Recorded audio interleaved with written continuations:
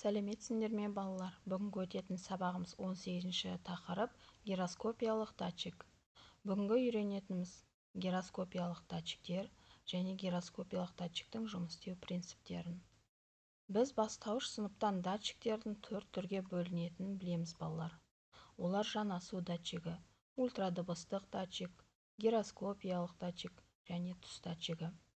Гироскопиялық датчик роботтың айналу бұрышын немесе айналу жылдамдығын өлшеуге арналған құрылғы екен. Гироскопиялық датчик роботтың бұрыштық бейімділігін анықтау үшін қолданылады. Гироскоп грек тілінен аударғанда шеңбер, көру, өзі орнатылған дененің бұрыштық бейімділігін анықтайтын құрылғы екен. Гироскопиялық датчиктің негізгі қызметі иілу бұрыштарын өлшеу, градус секунд бойынша айналу жылдамдығын өлшеу. Гироскопиялық датчик корпусының жоғарғы жағында 2 қызыл бағыттауыш жебе стрелка орналасқан. Ол датчик жұмыс жасайтын жазықтықты білдіреді. Сондықтан роботқа датчикті дұрыс орнату маңызды. Гироскопиялық датчик дәлірек өлшеу үшін оны қозғалмайтындай етіп мықтап бекіту керек. Робот тік бағытта қозғалғанда гироскопиялық датчиктің бұрылу жылдамдығы мен бұрышын өлшеу кезінде қателіктер болмау үшін датчиктің көрсеткіштерін нөлге келтіру керек. Роботтың сағат тіліне қарсы бұрылу теріс мәндерді, ал сағат тілі бағытымен бұрылу оң мәндерді береді екен. Осы датчикті қолдана отырып, осьтің айналасындағы роботтардың айналуын оңай программалауға болады. Гироскопиялық датчиктің жұмыс істеу принциптері қандай? Гироскопиялық датчиктің жұмыс істеу принципімен танысып, оны пайдалану үшін Lego Mindstorms Education EV3 программасын ашамыз. Датчиктер орналасқан сары палитрадан гироскопиялық датчиктің программалық блогын қарастырамыз. Міне бізде бұл гироскопиялық датчиктің программасы 48-ші суреттегідей. Бұл программалық блокта 3 жұмыс режимі бар. 3 жұмыс режимі дегеніміз мынау. Біріншісі бізде өлшеу болады, екіншісі салыстыру және қалпына келтіру. Солардың ішінде біз өлшеудің ішінен таңдайтын болсақ, ең бірінші бізде бұрыш болады. Одан кейін екінші бізде жылдамдық, үшінші бізде бұрыш және жылдамдықты өлшеуге болады екен. Гироскопиялық датчикті жинап, EV3 модуліне төмендегі нұсқаулық бойынша орналастырамыз. Мынау керекті бізде құрал жабдықтармен EV3 датчигін орналастырады екенбіз. Міне мынау бізде модуль, осы модульге орналастырамыз. Роботтың айналу бұрышын немесе айналу жылдамдығын анықтау.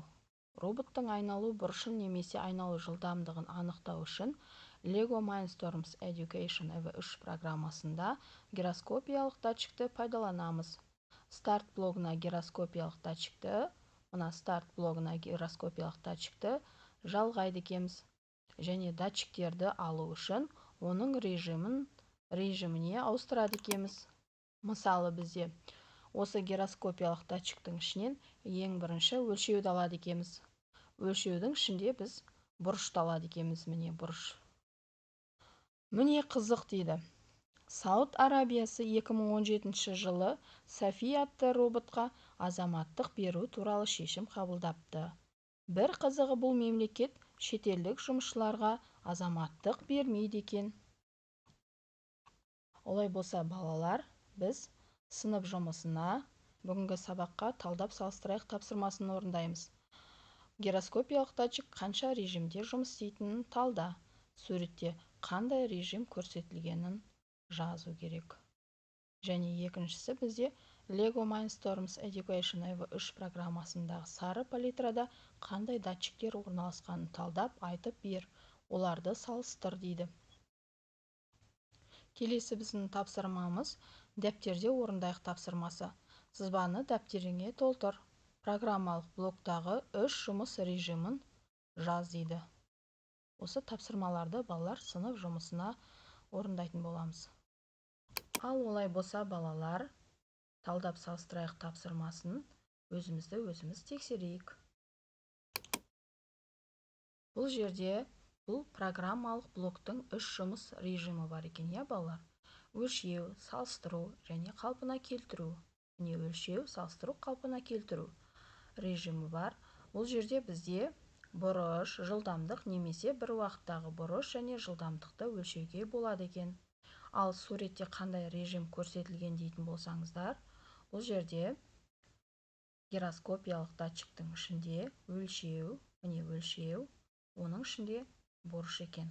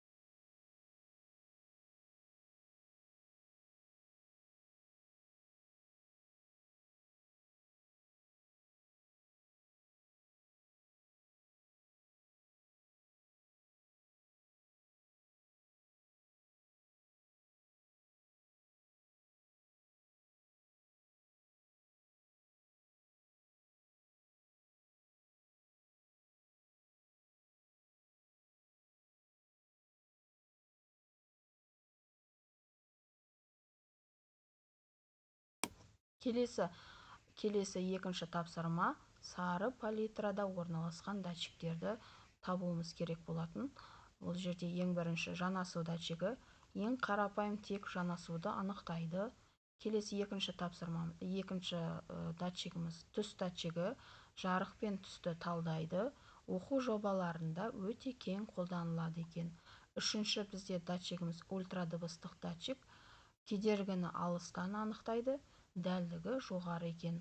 Төртінші датчигіміз гироскопиялық датчик, қозғалыстың бағыты мен бұрылуын анықтайтын датчик орналасқан екен.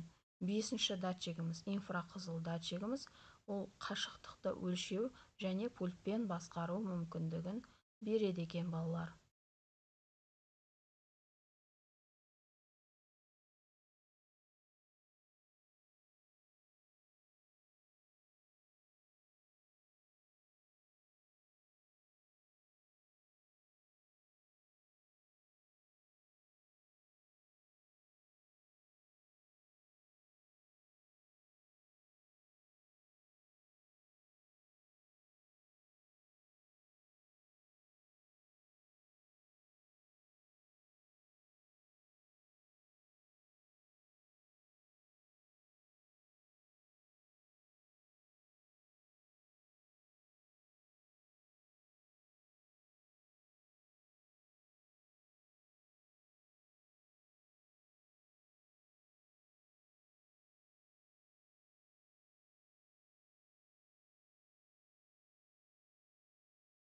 Ал келесі тапсырма балалар, дәптерде орындайық тапсырмасы болатын. Сызбаны дәптеріңе толтыр, программалық блоктағы 3 жұмыс режимін жаз дейді.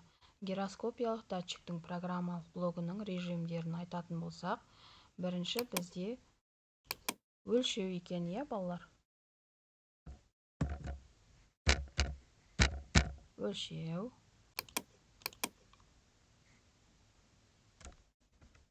Салыстыру.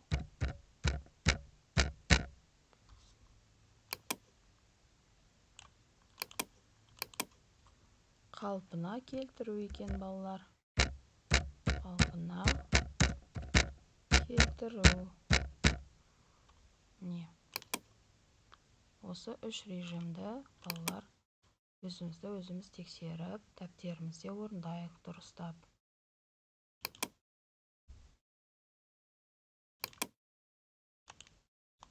Егерде видеом пайдалы болса, арнаға тіркеліп, лайк басуды ұмытпаңдар. Сау болыңдар.